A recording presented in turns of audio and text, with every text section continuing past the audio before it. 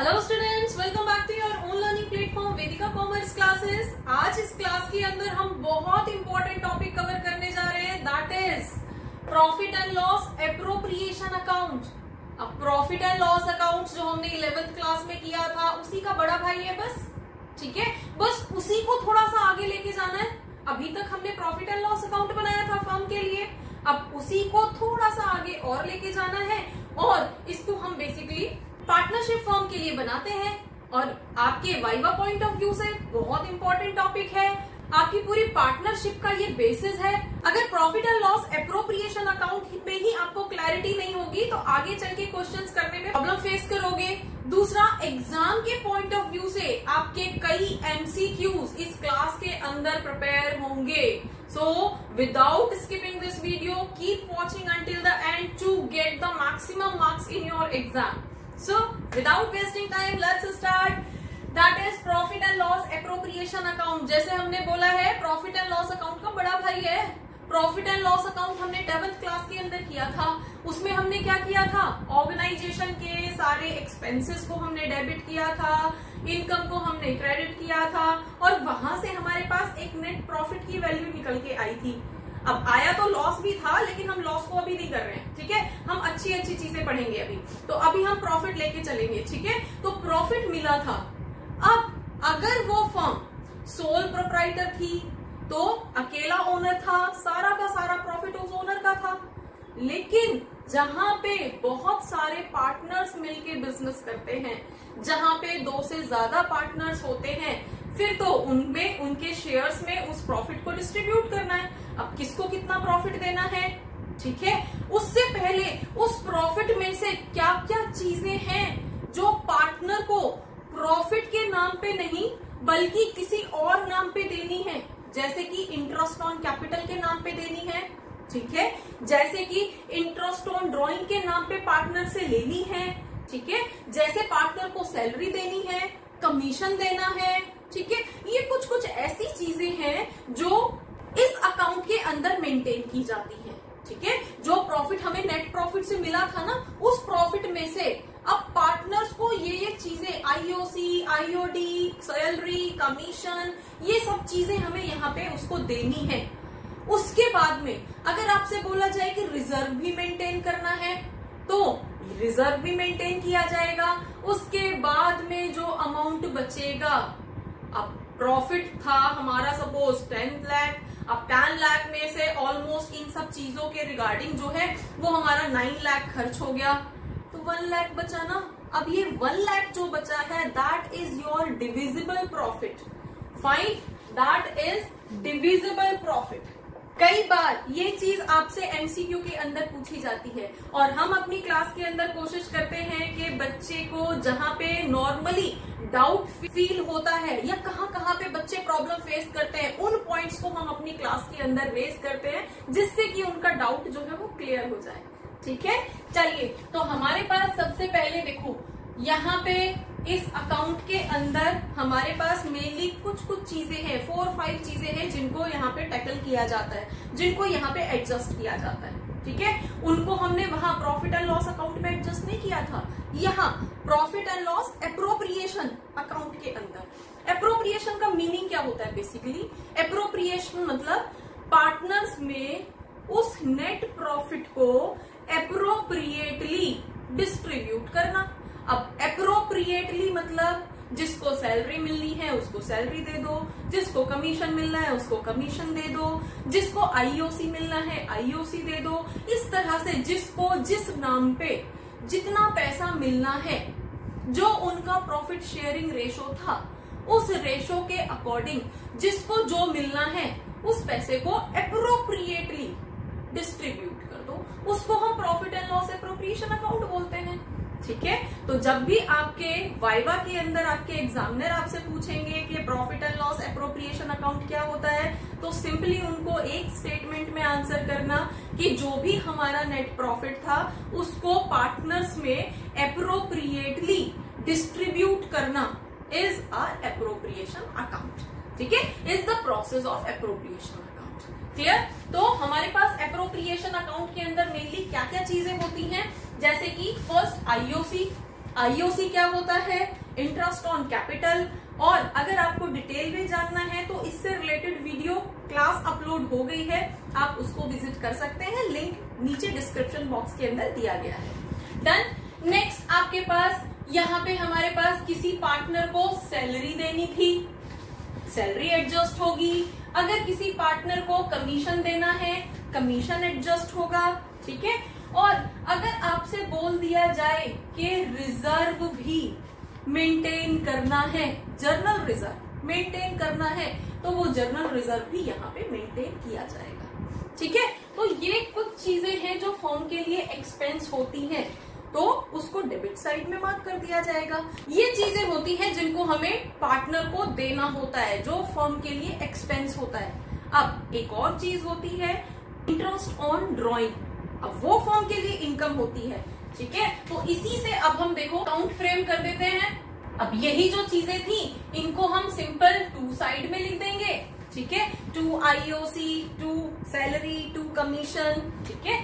दूसरी तरफ हमारे पास जो हमारा प्रॉफिट आया था, प्रॉफिट एंड लॉस अकाउंट, मतलब जो हमारा प्रॉफिट आया था, वो वाला प्रॉफिट जो नेट प्रॉफिट निकला था, वो वाला प्रॉफिट हम यहाँ पे रख देंगे, ठीक है। उसकी वैल्यू होगी। दूसरी तरफ हमारा आईओडी, इंटरेस्ट ऑन ड्रॉइंग, अगर पार्टनर्स ने कुछ ड्रॉइंग की है उस पे फर्म ने इंटरेस्ट चार्ज किया है तो फर्म के लिए इनकम है, बाय साइड में डाल देते हैं। ये सारे टू साइड के आइटम हो जाते हैं। बस अब यहाँ से हम एडजस्ट कर देते हैं दोनों को टोटल करके। बस ये होता है profit and loss appropriation account, ठीक है। बहुत ज्यादा ऐसा कुछ नहीं होता है डरने के लिए, बहुत सिंपल सा, बस ये चीजें हैं। आपको पता होना चाहिए कि पार्टनर्स को क्या क्या देना है। जो चीज देना है उसको टू साइड में लिख दो, पार्टनर से जो लेना है उसको बाय साइड में लिख दो, और जो हमारा प्रॉफिट था उसको बाय साइड में लिख दो और बैलेंस कर दो, ठीक है।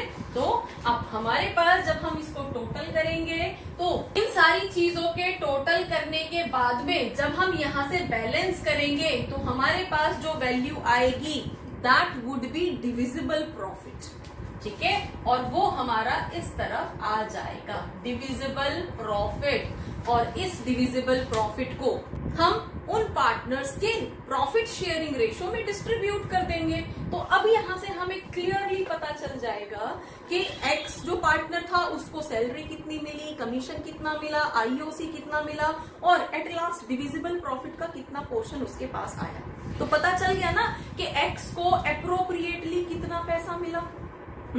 ऐसे ही सेम दूसरे पार्टनर का वाई का भी पता चल जाएगा कि वाई को एप्रोप्रिएटली कितना पैसा मिला, या वाई से एप्रोप्रिएटली कितना पैसा लिया आईओडी के नाम पे, ठीक है। तो that is your profit and loss appropriation account. समझ आया? अब आगे बढ़ते हैं। इसके फीचर्स क्या होते हैं, जैसे कि extension of profit and loss account, पहले भी बोला था प्रॉफिट एंड लॉस अकाउंट का बड़ा भाई है तो उसका एक्सटेंशन है, ठीक है। Next, prepared by partnership firm. Obviously अगर हमारे पास पार्टनरशिप फर्म नहीं होती या दो से ज्यादा पार्टनर्स नहीं होते उस प्रॉफिट को शेयर करने के लिए, या झगड़े होने के चांसेस नहीं होते, तो हमें ये profit and loss appropriation account बनाने की जरूरत ही नहीं पड़ती। फिर तो जितना प्रॉफिट था वो सारा का सारा ओनर का था, कोई डिस्ट्रीब्यूट करने वाला था ही नहीं, है ना, सब कुछ उसी का था। अब हमें जरूरत कब पड़ी, जब फर्म पार्टनरशिप है, तो पार्टनर्स हैं डिस्ट्रीब्यूट करने के लिए। अगर एप्रोप्रिएटली नहीं डिस्ट्रीब्यूट किया जाएगा तो झगड़े हो जाएंगे, तो उस केस में हमारे पास profit and loss appropriation account बनाना जरूरी हो जाता है। डन। नेक्स्ट आपके पास appropriation of net profit. Appropriation का मतलब हम ऑलरेडी समझ चुके हैं, उस प्रॉफिट में से कितना किसको मिलना है, दैट इज एप्रोप्रिएशन, ठीक है। तो प्रॉफिट का ही तो एप्रोप्रिएशन हो रहा है यहाँ पे। Next, entries as per partnership deed या फिर पार्टनरशिप एक्ट 1932। अब पार्टनरशिप एक्ट के अकॉर्डिंग या तो यहाँ पे अप्लाई होगा, और अगर उनके पास पार्टनरशिप डीड है तो डीड के अकॉर्डिंग सारे रूल रेगुलेशंस डिसाइड होंगे कि उनको ये चीजें एक्चुअली मिलनी भी है या नहीं मिलनी है। बच्चे पीडी का इंपॉर्टेंट रोल होता है। अब पीडी होने से क्या फर्क पड़ता है, पीडी के ना होने से क्या फर्क पड़ता है, ये सारी चीजें एक वीडियो क्लास के थ्रू अपलोड कर दी गई हैं। आप एक बार उसको देख सकते हैं तो आपको ज्यादा क्लैरिटी मिलेगी कि पीडी के ना होने से क्या फर्क पड़ता है इन सारे आइटम्स पे या फिर एप्रोप्रिएशन पे। ठीक है, आगे बढ़ते हैं। इस प्रॉफिट एंड लॉस अकाउंट पे ही डिपेंड करता है profit and loss appropriation account, लेकिन उसमें कुछ डिफरेंसेस तो हैं। जैसे हमने बोला था कि वो प्रॉफिट एंड लॉस अकाउंट तो सब बनाते हैं, लेकिन profit and loss appropriation account सिर्फ पार्टनरशिप फर्म बनाती है। तो ऐसे कुछ डिफरेंसेस हैं, उन डिफरेंसेस को एक बार पढ़ लेते हैं। जैसे स्टेज ऑफ प्रिपरेशन। अब स्टेजेस ऑफ प्रिपरेशन का मतलब क्या है, हमारे पास यहाँ पे क्या है, सबसे पहले क्या बनता है, ट्रेडिंग अकाउंट, है ना। उसके बाद में हमने प्रॉफिट एंड लॉस अकाउंट बनाया था। ठीक है, तो ये सेकेंड स्टेज थी। डन। अब प्रॉफिट एंड लॉस एप्रोप्रिएशन की बात अगर करते हैं तो पहले ट्रेडिंग अकाउंट बना था, उसके बाद में प्रॉफिट एंड लॉस अकाउंट बना था, और थर्ड स्टेज पे आके आपका profit and loss appropriation account बनता है ना। थर्ड स्टेज पे आके एप्रोप्रिएशन होता है।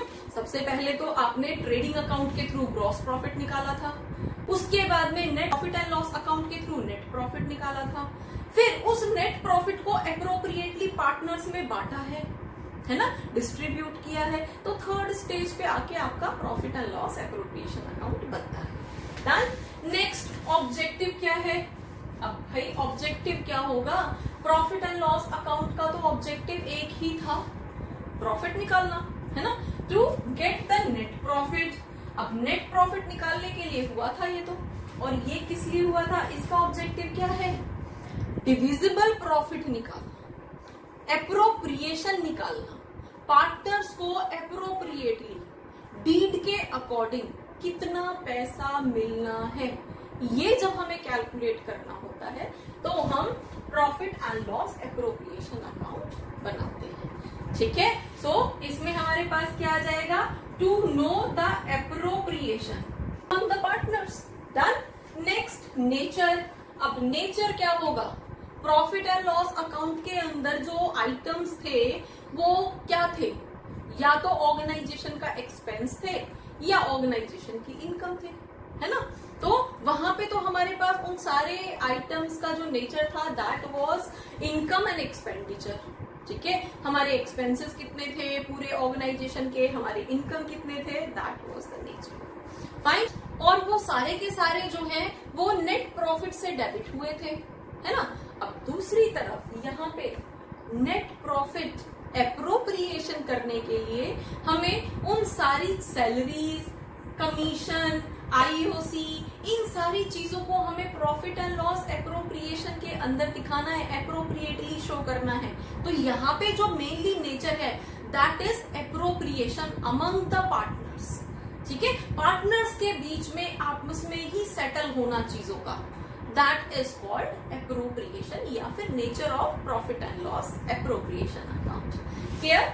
नेक्स्ट आपके पास पीडी। अब पीडी का होना जरूरी है क्या, हमारे प्रॉफिट एंड लॉस अकाउंट के टाइम पे क्या पीडी का होना या ना होने से कोई फर्क पड़ता है, कोई फर्क नहीं पड़ता। ठीक है, पीडी है तो नहीं है तो कोई फर्क नहीं पड़ना होता, क्योंकि profit and loss account simple अपने इनकम और एक्सपेंडिचर है ऑर्गेनाइजेशन के। ठीक है, अब यहाँ पे नेक्स्ट उसमें आते हैं प्रॉफिट एंड लॉस एप्रोप्रिएशन। अब प्रॉफिट निकल के आ गया है, उस प्रॉफिट में से कितना पार्टनर्स में किस फॉर्म में डिस्ट्रीब्यूट होना है, ये डिपेंड करेगा उनके लोगों के एग्रीमेंट पे, पार्टनरशिप डीड पे। डीड है, डीड के अंदर आईओसी के लिए क्या बोला गया है, सैलरी देने के लिए क्या बोला गया है, इंटरेस्ट ऑन ड्रॉइंग के लिए क्या बोला गया है, सारी टर्म्स कंडीशन पार्टनर्स को वही फॉलो करनी है जो पार्टनरशिप डीड के अंदर लिखी हुई है। तो इस स्टेज पे आके तो पार्टनरशिप डीड इंपॉर्टेंट हो जाती है, यस, रोल प्ले करती है। Next matching principal. अब मैचिंग प्रिंसिपल्स हमने 11th क्लास के अंदर किया था। मैचिंग का मतलब क्या है, हमारी इनकम हमारे एक्सपेंडिचर के बराबर होनी चाहिए, मैच करनी चाहिए। तो यहाँ पे तो फॉलो होता था, लेकिन यहाँ पे तो ऐसा कुछ नहीं है। कितने एक्सपेंडिचर किसके हैं, कितनी इनकम किसकी है। हमने आईओडी की फॉर्म में भी पार्टनर से पैसा ले लिया तो हमारे पास यहाँ पे इनकम एक्सीड हो गई, ठीक है। तो इस तरह की बहुत सारी चीजें होती हैं। पार्टनर्स को कब क्या कैसे कितना क्या मिलेगा, पार्टनर्स का पीएसआर प्रॉफिट शेयरिंग रेशो कब चेंज हो जाएगा, उसकी वजह से गुडविल पे क्या इफेक्ट आ जाएगा, उसकी वजह से दूसरे फैक्टर्स पे क्या इफेक्ट आ जाएगा, तो वो तो टाइम टाइम पे हमारा चेंज होता रहता है। तो हम हमेशा मैचिंग को लेके तो नहीं बैठ पाएंगे, तो मैचिंग कॉन्सेप्ट यहाँ पे फॉलो नहीं होता। यहाँ पे मतलब एप्रोप्रिएशन के अंदर। तो hopefully profit and loss appropriation account क्या होता है, कैसे कैलकुलेट करते हैं। नॉर्मली स्टूडेंट्स स्टार्टिंग से profit and loss appropriation account बनाते हैं, पूरी बुक एंड कर देते हैं, और जब वाइवा में उनसे पूछा जाता है what is divisible profit, answer नहीं कर पाते, ठीक है। तो डिविजिबल प्रॉफिट क्या होता है, वो प्रॉफिट जो एप्रोप्रिएशन के बाद उनके लिए बचा है, ये सब चीजें देने के बाद उन पार्टनर्स के लिए बचा है, वो उनका डिविजिबल प्रॉफिट होता है, ठीक है। तो होपफुली आपको प्रॉफिट एंड लॉस एप्रोप्रिएशन में क्लैरिटी मिली होगी। For more keep watching, keep learning. Thank you.